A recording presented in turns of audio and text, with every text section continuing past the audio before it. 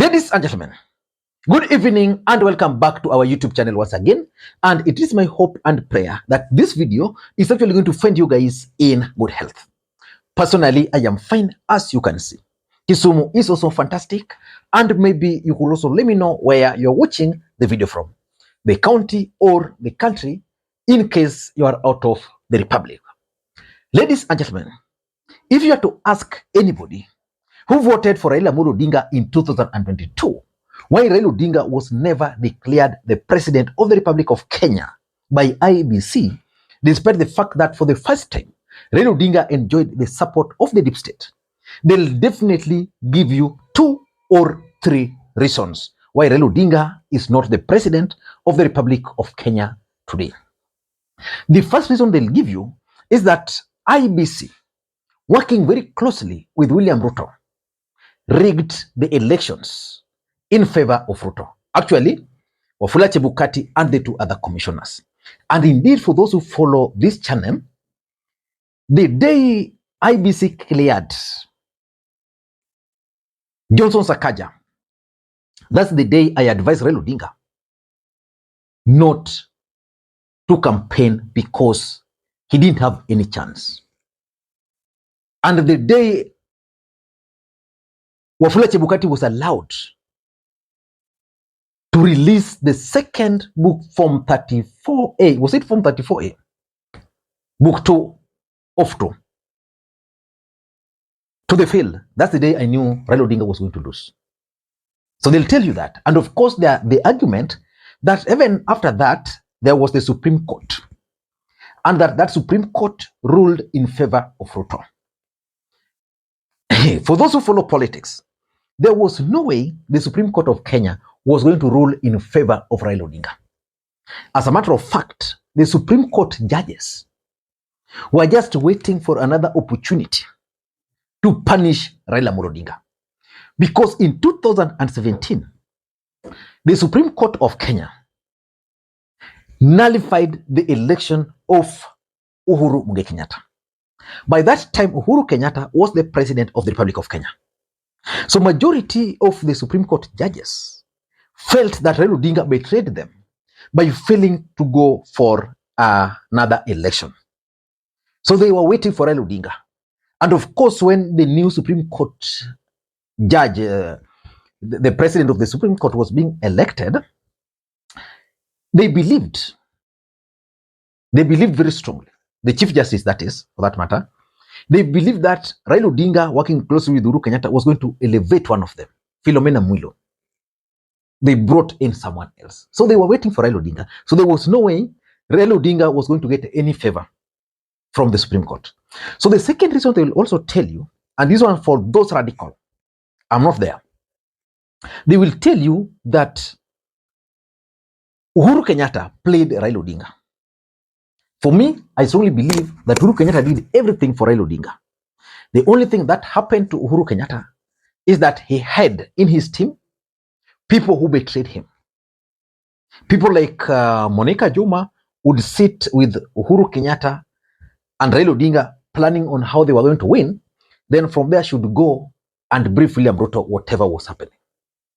So Uhuru Kenyatta was actually played. In fact, someone was telling me some very interesting stories that maybe next time I'll mention them in one of my videos. The third reason they'll give you, which is the basis of this analysis, is that there is no way Raila Odinga was going to become the president of the Republic of Kenya because the US government and the British government were out to block Raila Odinga from succeeding Uhuru Kenyatta at all cost. And they explained that, or they justified that, by the fact that the American ambassador to Kenya, Meg Whitman, was at Bomas of Kenya during the tally, just to ensure that IEBC announced William Samoei Arap Ruto as the president of the Republic of Kenya. And then after that election, something became apparent, that the US government wanted to own Ruto, and indeed, they've actually owned Ruto. So they offered their total support to William Ruto. The ambassador came out full throttle to support William Ruto. And then she started explaining to the world how Kenyan election was actually the most credible election ever in Africa. And today I was surprised to read in the papers, let me just get it, that the US envoy Meg Whitman admits stating Kenya's elections were transparent was a blunder.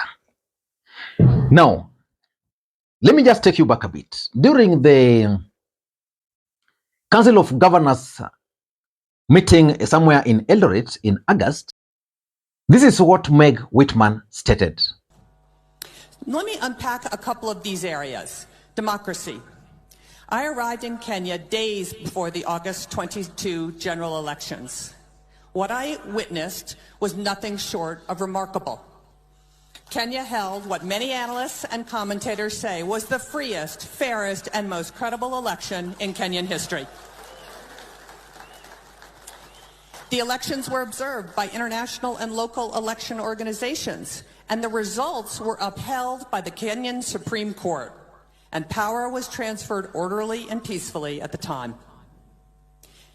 Now, and of course, Raila Odinga responded to her instantly.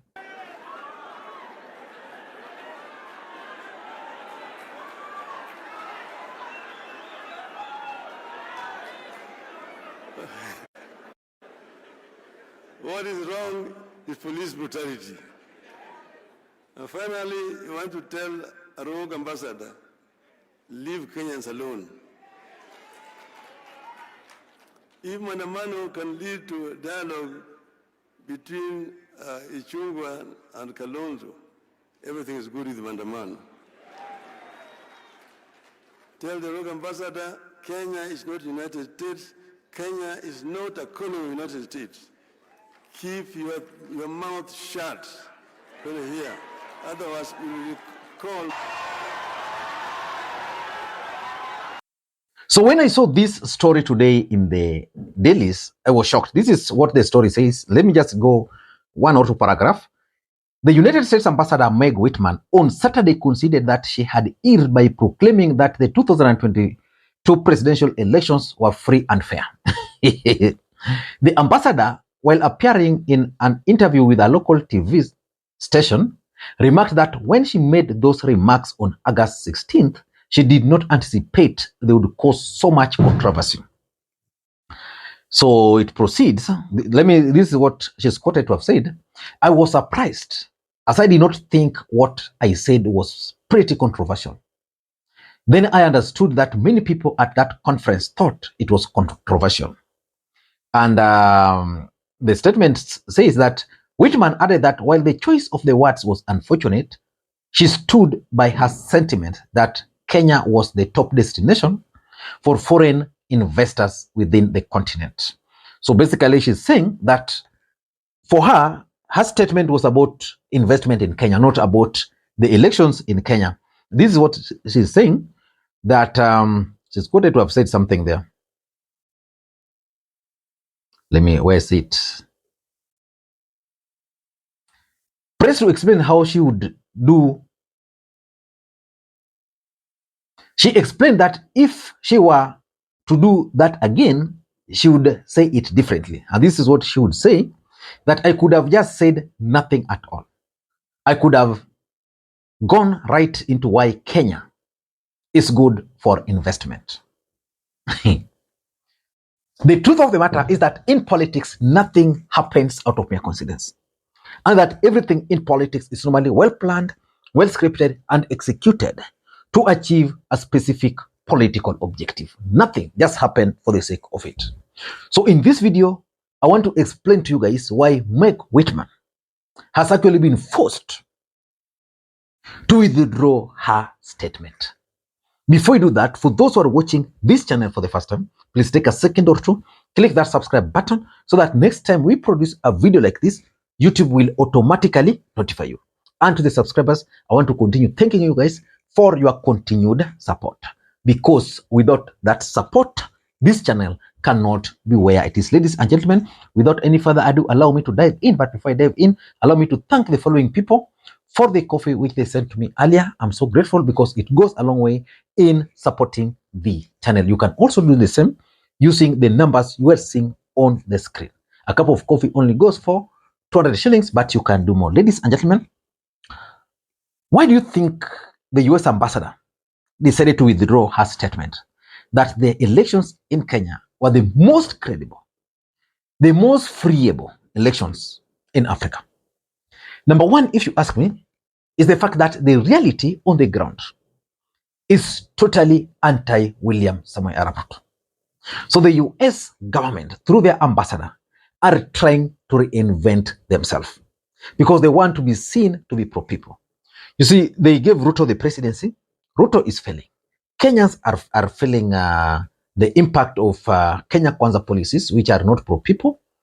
And because of that, the ground is really hostile. You know, the American government has intelligence. And that's why even before the Supreme Court made their ruling, they already issued those travel advisories against their citizens in Kisumu. It's true. So they already know the reality on the ground. So they are trying to reinvent themselves. Number two, I also tend to think that William Ruto is actually a victim of his own making. William Ruto embarked on this anti-dollarization campaign, where he wants the African Union to come up with their one currency to deal with their dollar. And of course, at some point, William Ruto even tried to align himself with the BRICS. For those who might not know, BRICS countries are Brazil, Russia, India, China, and South Africa. So William Ruto kind of tried to join that until the time when I think there was supposed to be some conference in Russia, and I think William Ruto evaded that meeting. So the truth is, Americans are not happy with Ruto. So these are just tactics of forcing Ruto to toe the line again. Because if they're telling you, I mean, next time we'll not endorse you the way we did. Next time we'll not show you, you know, if anything, you didn't win. So Ruto will be scared and then can now start singing their song. Number three, in my view, I'm also convinced that the US government would want to be seen to be democratic. It is for the first time in history of the US government since multipartyism in the Republic of Kenya to side with government and not to side with the opposition. And that's why I've always told you guys that there is nothing Rigathi Gachagua can do about the handshake. That handshake is a project of the British government and the American government. Because just like I've always explained to you here, they want to checkmate Ruto. They know the guy they placed in office. So they believe that this guy, he must be checked. But let him be the president, but he must be checked.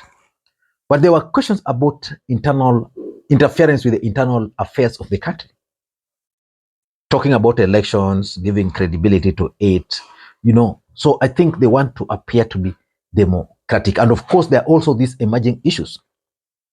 The rigging stories, the servers, you know, all those now, I think now they have a better understanding of what really took place. And number four, I'm 100% sure that William Ruto has started losing the support of the majority of the big brothers, US being one of them. And because of that, these guys are now like, let's work with the opposition. And lastly, the truth is, William Ruto's popularity is going down. And because William Ruto's popularity is going down, the US government are also taking note. And because they are taking note, they just don't want to be on the wrong side of Kenya. So they have to retract their statement. I don't know what you think. That is my take. If you watch the video up to this stage, please just know from the bottom of my heart that I really value it, and may God bless you. Bye-bye.